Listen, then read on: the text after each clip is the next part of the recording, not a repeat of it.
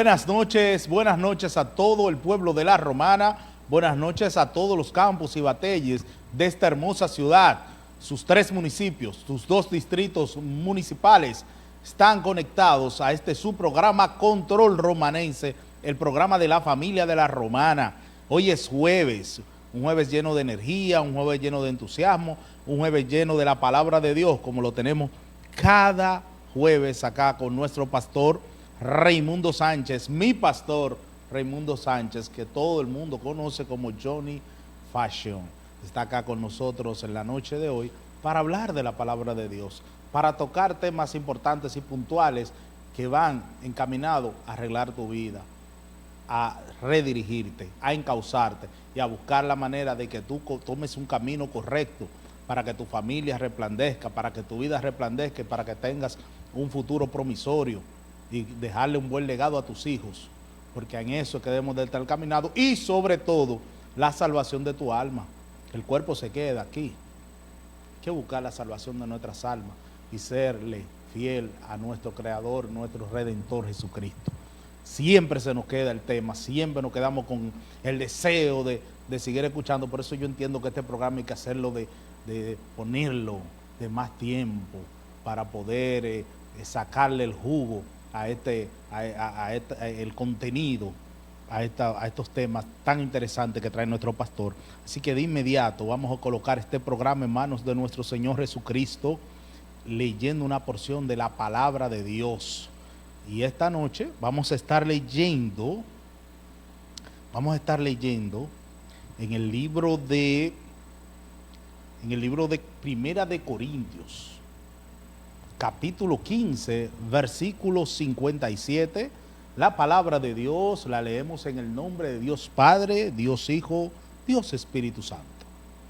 Pero gracias a Dios que nos da la victoria por medio de nuestro Señor Jesucristo. Qué hermoso versículo para darle inicio a este programa, que estoy convencido de que será sin desperdicio. Y antes de irnos a la primera pausa comercial para regresar con nuestro pastor, quiero hablar un poquito de este versículo, rápido, que Dios nos da la victoria, y reflexiono en este versículo, en los temas que hemos estado tratando anteriormente, en base a los procesos en cuales nos coloca la vida, que son prácticamente obligatorios y todos pasamos por los procesos, ya sean de salud, ya sean familiares, ya sean económicos, ya sean de cualquier índole, sentimental, y nos vamos de rodillas, y esos procesos nos acercan a Dios. Ahora bien, esos procesos nos colocan a gemir, a rogar, y de rodillas, a buscar de Dios, ayuno, oración, silicio, y buscando de Dios y pidiéndole a Dios que nos ayude, y viene Dios y te saca y te ayuda. Mire, Dios, necesito un empleo, estoy pasando por un mal momento, y Dios tiene misericordia y te da un buen empleo. Pero ya después que tú tienes el empleo, que Dios te sana de la enfermedad, que Dios te ayuda a salir de los problemas, entonces dejamos de ayunar, dejamos de buscarle a Dios, dejamos de ir de silicio, dejamos de alabar a Dios. Entonces, vamos a reflexionar en esa parte, vamos a reflexionar en ese aspecto, y es algo que debemos de pedirle a Dios, que en todo momento, ya sea en la abundancia, ya sea en la felicidad, ya sea en la victoria, tengamos la misma sed de buscar de Dios, tengamos el mismo amor, tengamos el mismo denuedo, tengamos el mismo deseo, la misma hambre de ir de madrugada delante de Dios, a darle las gracias. No nada más cuando estamos pasando por un mal momento.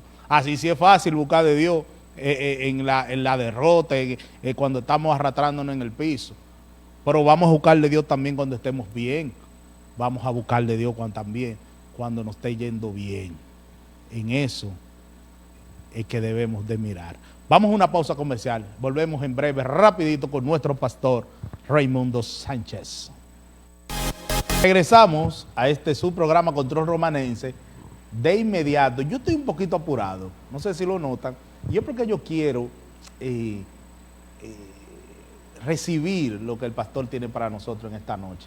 Así que le damos la buenas noches tanto a nuestro pastor Raimundo Sánchez como a Olivo Guerrero, que hoy está de rojo. Mire, créanme que nos vemos un poquito ahí más o menos, pero créanme, buenas noches, Dios bendiga a todos. Estoy aquí conversando con el pastor y con Francis Medina, mi compañero, porque en realidad donde quiera que Dios está, las cosas salen bien. Amén. Por más difícil que usted lo vea, donde quiera que Dios está, las cosas salen bien.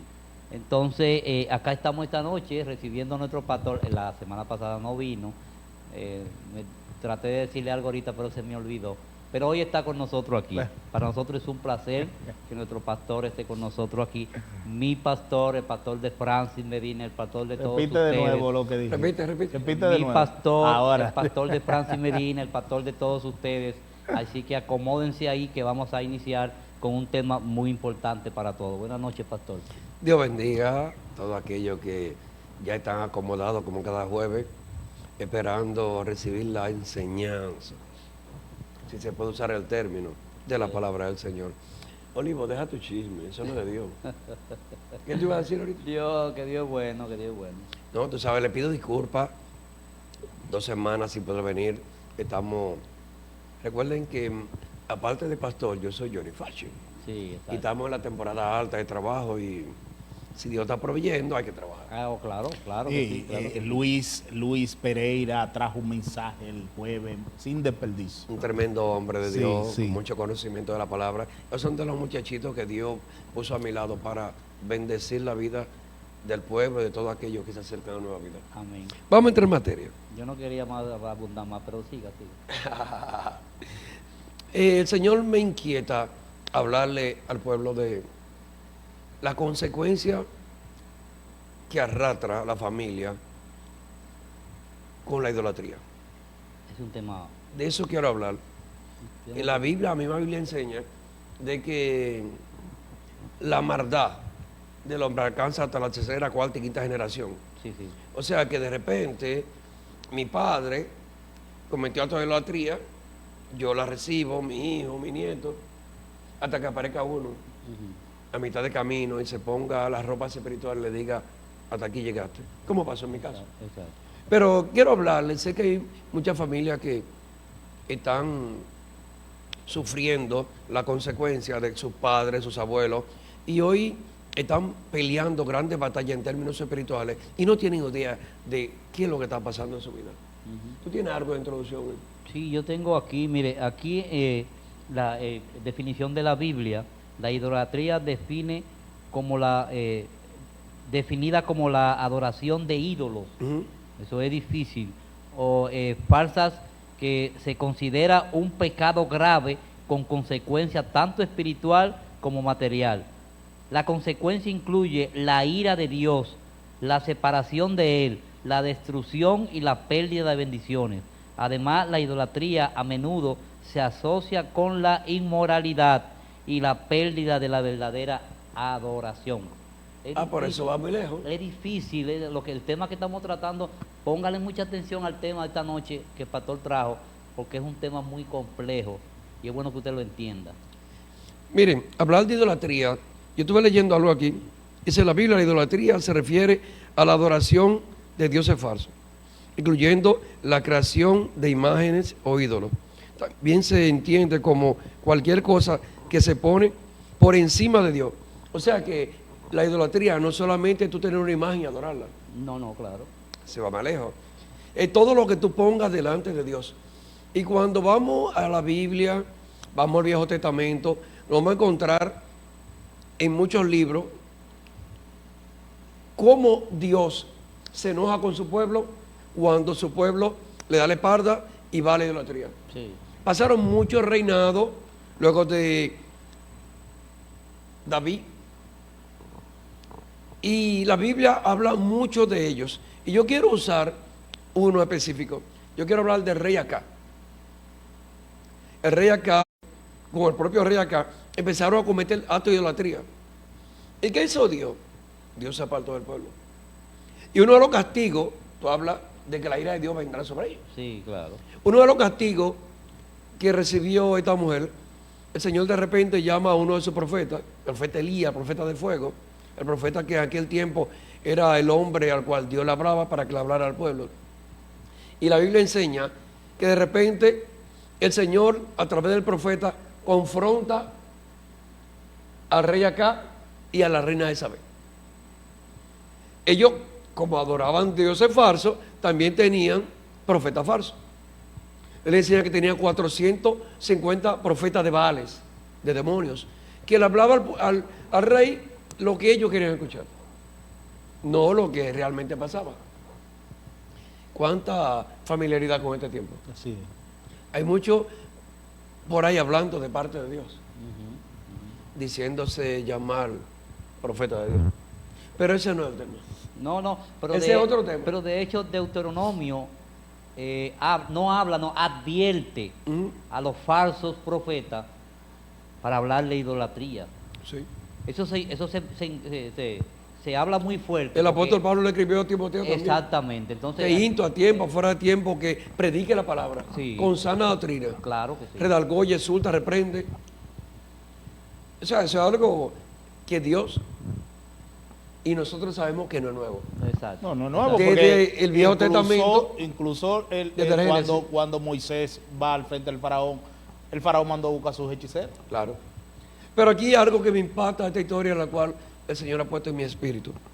De repente, el Señor le habla al profeta, a su hombre, al hombre de Dios, y le dice: vete y confronta acá, a la reina Jezabel.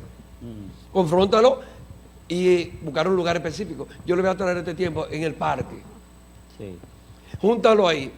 Y cada quien me va a hacer un holocausto, un sacrificio. Para aquellos tiempos se hacían sacrificio de bueyes. Y el sacrificio, el Dios que conteste con fuego, entonces ese será el que va a prevalecer en Israel. Sí. La Biblia enseña que de repente el profeta prepara su holocausto.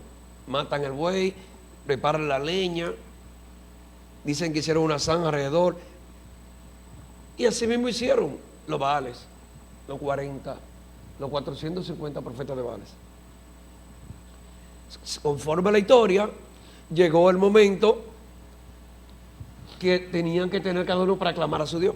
Sí, claro. Ahí había que clamar al Dios que tú creías en él. Claro. El Dios, ¿cuál es el Dios de los Baales? Belcebú, Satanás, o como le quieran llamar. El desorden. La Biblia enseña que de repente empezaron aquellos profetas a clamar: ¡Bar! ¡Bar! Y nada pasaba. Nada acontecía. El fuego no descendía para consumir el holocausto. No, claro. Y dicen que se hacían heridas como sacrificio ante él, pero nada pasaba. Pero llegó el tiempo del profeta. Llegó la hora del hombre de Dios, del que adoraba al Dios de los dioses, Amén. a Jehová de los ejércitos, el único Dios en el cielo y en la tierra que tiene potestad y autoridad sobre todas las cosas. Amén. Dándome a entender esto, que qué sentido tiene uno adorar a un Dios que tiene boca pero no habla, tiene pie pero no camina, tiene ojos pero no ve. Un ídolo que lo prepara un hombre que busca una imagen donde quiera y se lo vende a otro hombre para que lo adore. Ya eso es un Dios. Entonces el que prepara eso debía ser más que el Dios, porque lo hizo el Dios. Claro. Pero ese no es el tema. ¿Alguien me está entendiendo? Sí, claro. Es un tema muy complejo, Sí. pero muy claro. yo lo Todo el vi mundo así. sabe que Dios es un Dios celoso y que Dios Claro. no es plato de segunda mesa de nadie. Claro. Y Dios no permite que lo pongan como el segundo en ningún lugar. Pero volviendo al tema, la Biblia enseña que de repente viene el hombre de Dios a clamar a su Dios. Lo primero que me encanta de esta historia es que dice la historia que él echó agua Ay, a la leña Dios. del altar, agua, Agua. 3 veces. Agua en todo alrededor, en la zanja que había, y le echó agua también al buey que mataron. Ni con fósforo y 3 mentiras lo prendieron. No, está mojado. Pero dice la Biblia que de repente este clama a su Dios: vive Jehová, cuya presencia estoy, Wow, qué palabra más linda. Mm. Descendió fuego. Y literalmente la Biblia enseña que descendió fuego, consumió el buey, consumió la leña y la envió así mismo, literalmente está escrito, toda el agua que había alrededor. Dándole a entender que el Dios real, que el único Dios que tiene potestad en el cielo y la tierra, se llama de Jehová de los cielos. Amén. Por tanto, no podemos o no debemos adorar nada que no sea Dios en nuestra vida. Pastor, ¿por qué en este tiempo relacionan los que utilizan imágenes y adoran imágenes, las relacionan con Dios? Esas imágenes las relacionan con Dios. No, porque es una manera de engañar a la gente, porque ellos te dan a entender que lo que están haciendo es bueno. Y la imagen es lo que ven tus ojos, la imagen te da confianza, Sí. te inspira confianza. Yo vengo de ese mundo, yo no estoy hablando nada que no conozca. Sí, porque de hecho reflejan la imagen para hacer creer que en realidad ese es él. No, pero imagínate si te ponen un demonio ahí, con cacho, como uno se lo imagina que es, feo, como lo define la Biblia, Sí, porque la Biblia define una bestia. que una bestia. Una que bestia. que algo No, vivo. no define nada, pero dice que es una bestia. O sea, que sí, exacto. Algo feo. Algo feo. Aunque él, cuando estaba en el cielo, era el ángel más lindo que había en el cielo, que era Lucifer. Pero fue destronado. Pero ese no es el tema. Y no quiero desviarme, porque el tiempo es tan corto y quiero aprovecharlo. Olivón, la Biblia registra que cada vez que el pueblo de Dios se aparta de Dios, vienen consecuencias contra el pueblo. Pero aquí es que voy. Por eso quiero relacionarlo con la familia. Con la familia. Y con qué se hereda y por qué. Si vamos a la cita bíblica cuando hablamos de quién, del líder. Él era el padre en términos espirituales del pueblo. Acá era el hombre que Dios había constituido para guardar al pueblo. Sí. Vamos a suponer que él viene siendo el padre de una familia. La consecuencia de él traer la idolatría al pueblo repercutía sobre el pueblo. Y Dios se apartaba del pueblo, entraba la miseria y la pobreza. Eso, trayéndolo a la familia, porque estamos hablando de la Sí, familia. ese es el Eso tema. pasa en la familia cuando estamos adorando, cuando estamos en idolatría. Eso pasa igualito en la familia. Y todos sabemos que en ese mundo oscuro de la hechicería, siempre los demonios se le pasan a las generaciones.